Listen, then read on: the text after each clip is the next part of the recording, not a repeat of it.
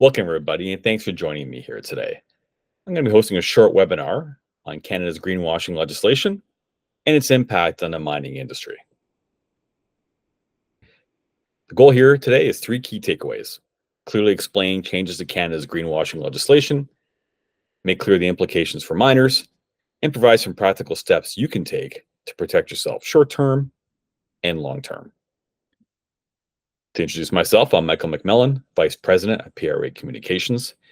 If you're not familiar with us, PRA Communications is the only global mining communications, PR, and marketing firm dedicated exclusively to the mining industry.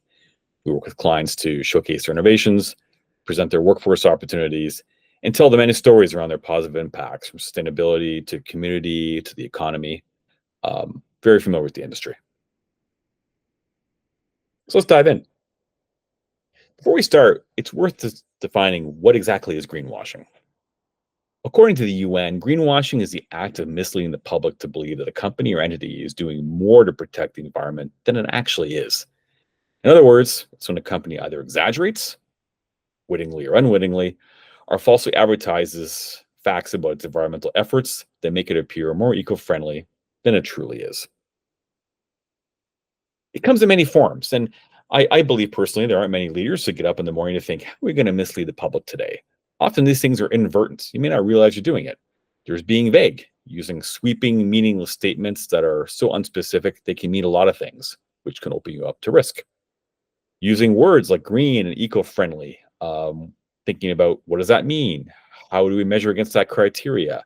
How can we prove it? So being careful to use some of those common terminology.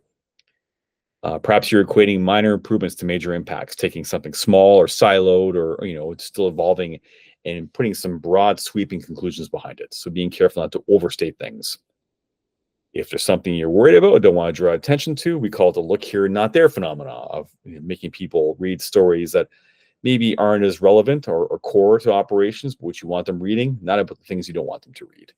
So you got to be careful there. And then finally, an over-reliance on non-relevant standards, non-relevant sort of criteria that makes it look like you're playing in the shadows and not occupying center stage. Any of these things can leave you at risk of being accused of taking part in greenwashing. Now, the stakes here are high. I'm sure I have to tell you that miners face a great deal of scrutiny from governments, from regulators, and a host of other organizations. Some of them have legitimate environmental concerns. Others have more anti-mining agendas. In EY's 2024 mining report, ESG ranked first on the list of top mining concerns. In their view, highlighting how to better use data and focus on net positive impacts can help meet the growing expectations for stakeholders to see this ESG data, and it can also help lessen the concerns of mining companies on how to get that information out there. So the bottom line is stakeholders want to see this information. Miners want to provide it. This is important.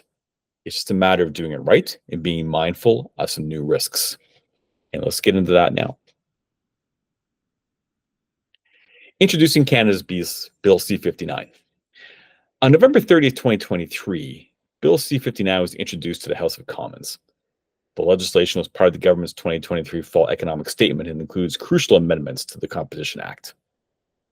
These amendments make businesses liable for unsupported claims about the environmental benefits of their products or practices.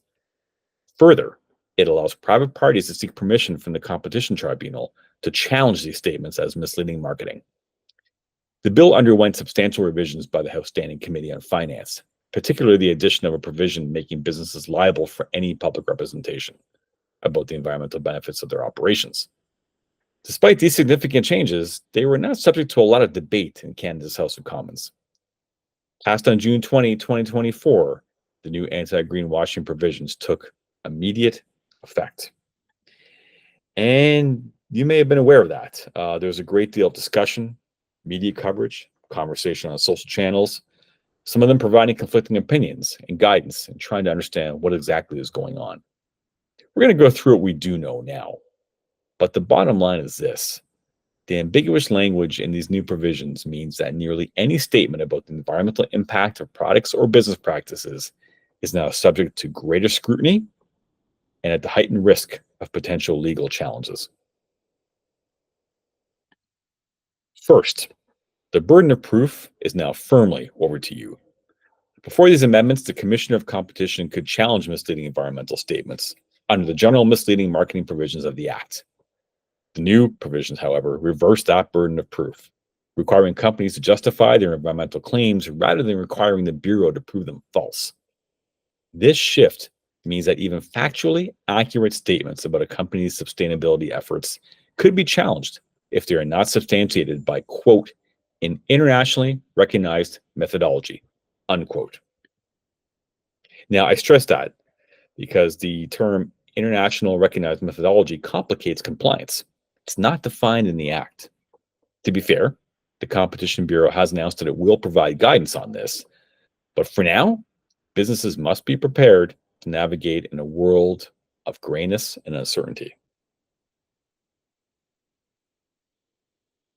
Next, recipe for more litigation. The amendments introduce a private right of action effective June 20, 2025, allowing private parties to challenge greenwashing. This could potentially apply retrospectively, leading to legal challenges for past conduct. Public interest groups, less concerned with the legal merits and more focused on drawing attention or media impact, we worry, are quite likely to leverage this new right to their advantage. So, those parties who have a keen interest in making an impact and driving awareness for themselves are taking careful note of this, and you should as well.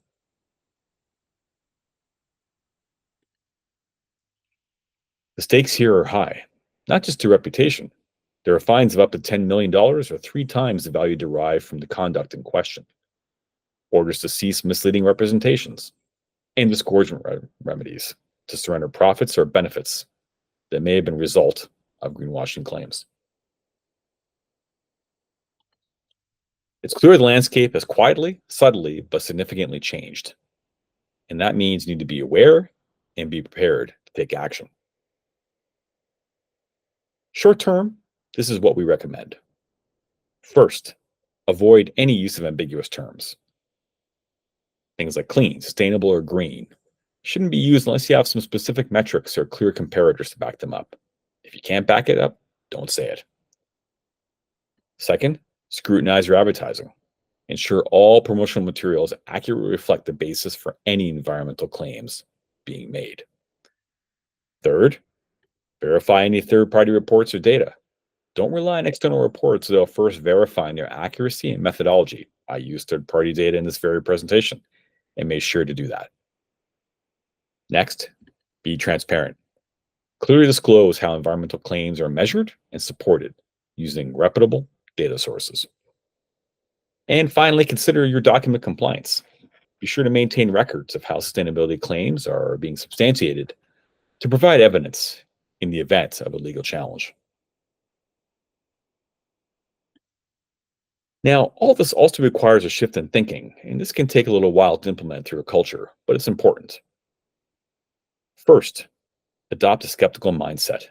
Question data, question conclusions, question assumptions.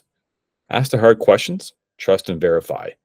Do it out of the gate. Better to do it early than being questioned in public view. Next, now is the time to implement content discipline. Ensure all your channels are sharing the same verified data with no discrepancies.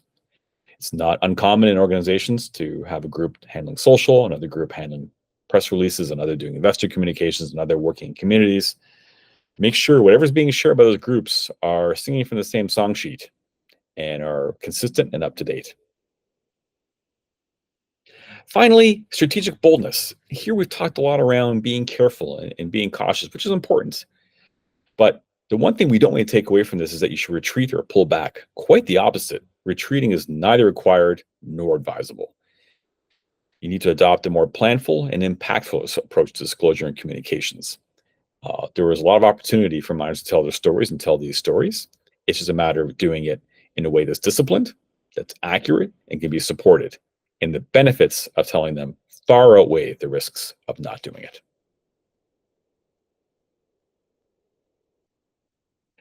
Now, there is an opportunity for some consultation and feedback. As part of the implementation process for these new greenwashing provisions, the Competition Bureau is inviting, rather, interested parties to provide their feedback. You can do that. by emailing them at the email address that you see here. The deadline for submissions is September 27th, so I strongly encourage everyone to take advantage of this opportunity and get your voice heard. Just be aware that feedback shared will be published to the Bureau's website unless you specifically ask them for confidentiality. So just be mindful when you do engage with them. So I said at the beginning, the goal here today was to provide you with 3 key takeaways. Clearly explain changes to Canada's greenwashing legislation, implications for minors, and the tips you can take to protect yourself. And we've done that. To recap what we're saying here, proceed with caution, but with purpose. Be sure to conduct an inventory of your content. Look for discrepancies. Look for things that need to be verified. Review and substantiate. Only use reputable, proven third-party data. And finally, stay informed and prepared to adjust your practices accordingly as the situation evolves in the weeks and months ahead. And last, if you need help, we're here. We've been working with mining companies for 20 years and have a lot of experience in developing, managing content, putting out content in a way it's effective, ensuring consistency between players in the organization. We're here to help. And please email us at team@pracommunications.com should you want to have a conversation around what that could look like. Or go to our website and leave a message, or find me on LinkedIn. I'd love to make more connections in the industry. So with that, I thank you very much for taking your time to listen. And again, if you have questions, feel free to reach out to me, go to our website, and let's continue the conversation. Thank you, and have a great rest of your day.